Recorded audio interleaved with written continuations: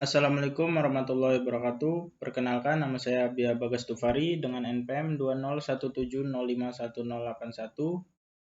Di sini saya akan menjelaskan atau memaparkan tugas 2 mata kuliah pemrograman organisasi komputer dengan dosen pembimbing Pak Febi Eka Febriansah mengenai konsep program. Yang pertama, konsep program. Pemrograman adalah urutan langkah, prosedur, atau tindakan yang harus dilakukan secara sistematis, berencana dalam jangka waktu tertentu untuk mencapai suatu tujuan yang diinginkan.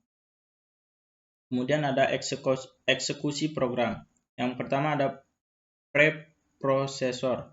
Mula-mula kode program akan dimasukkan ke bagian preprosesor, yaitu diawali dengan tanda pagar atau font, akan menghasilkan file yang akan dilewatkan ke dalam compiler. Selanjutnya ada compiler C++. Compiler akan menerjemahkan kode program yang telah dilewatkan oleh preprosesor ke dalam assembly.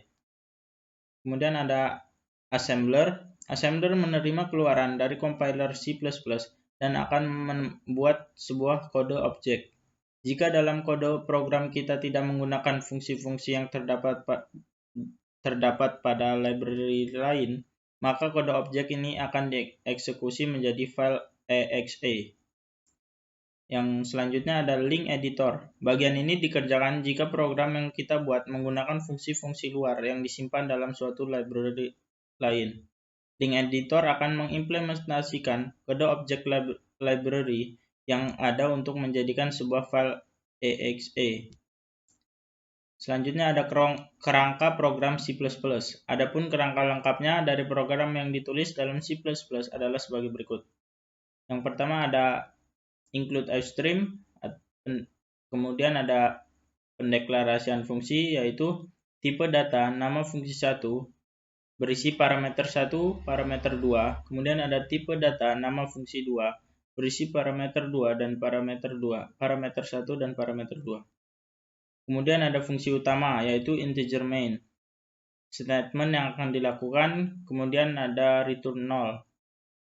Implementasi fungsi, tipe data nama fungsi 1, kemudian parameter 1, parameter 2. Ada statement yang akan dilakukan, kemudian kita tutup dengan kurung kurawal, tipe data nama fungsi 2, parameter 1 dan parameter 2. Kemudian diisi lagi titik-titik statement yang akan dilakukan, kemudian tutup dengan kurung kurawal. Contoh programnya pertama ada headernya yaitu include iostream, kemudian ada fungsi utamanya integer main, diawali dengan buka kurung kurawal, kemudian ada integer x. Kemudian untuk menampilkan teks untuk informasi, kita coutkan untuk menampilkan output, masukkan sebuah bilangan bulat.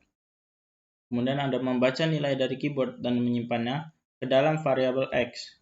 Sin x menampilkan nilai yang telah dimasukkan. Kemudian ada cout, bilangan yang telah dimasukkan adalah. Kemudian ada untuk mengembalikan ke sistem operasi, kita gunakan return 0 dan ditutup dengan kurung kurawal. File header. File header adalah file yang berisi fungsi-fungsi dan telah dikompilasi sebelumnya. Apabila kita akan menggunakan suatu file header tertentu, maka kita akan mendaftarkannya melalui direktif pagar include. Sebagai contoh, di dalam kode program, kita menggunakan sin dan cout, sedangkan kita tahu bahwa keduanya terdapat dalam file header iostream.h. Maka kita melakukan pendaftaran dalam program kita dengan sintaks berikut. Pagar include dalam kurung kecil iostream.h. Kemudian ada penjelasan mengenai operasi set instruksi. Set instruksi atau instruction set adalah sekumpulan lengkap instruksi yang dapat dimengerti oleh sebuah CPU.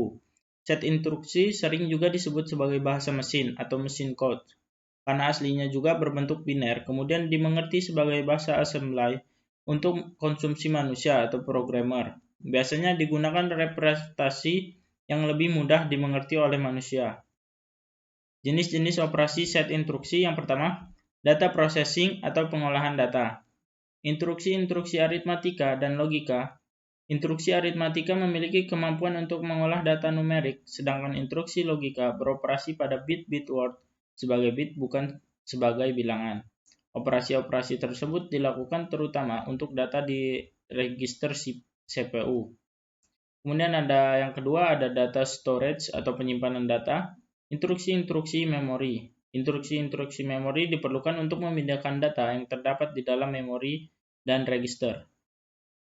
Yang ketiga ada data movement atau perpindahan data. Instruksi input-output.